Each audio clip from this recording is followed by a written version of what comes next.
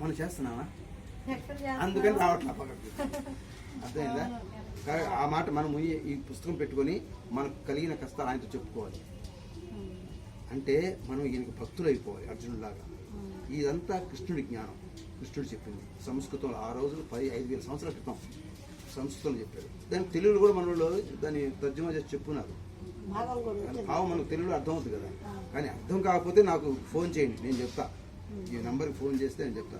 ఇప్పుడు ఏంటంటే మనలో కూడా కొద్దిగా భక్తి పెరిగి అంచెలంచెలుగా పెరిగి రోజు రోజుకి అర్జునుడు లాంటి భక్తులు అవ్వాలి. అక్కడ ఏమన్నారు స్వామి అంటే చెప్పని ఇది రోజు చదువుతానండి మీరు. ఎత్ర యోగేశ్వర కృష్ణో పలకండి. ఎత్ర యోగేశ్వర కృష్ణో ఎత్ర పార్థో ధనుర్ధర. ఎక్కడైతే కృష్ణుడు ఉంటాడో, ఎక్కడైతే అర్జునుడు ఉంటాడో. కృష్ణుడు అంటే ఎవరు? జ్ఞానం కదా. అర్జునుడు అంటే ఎవరు? మనం చదివేవాళ్ళు భక్తులు.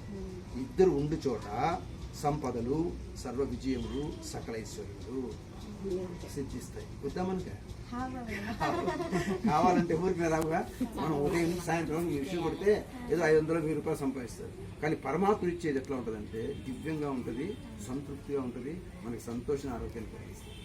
అందుకని రోజు ఒక శ్లోకం చదివి ఆయన ఇచ్చే సంపదల్ని, విజయాల్ని పొందండి. ఓకేనా?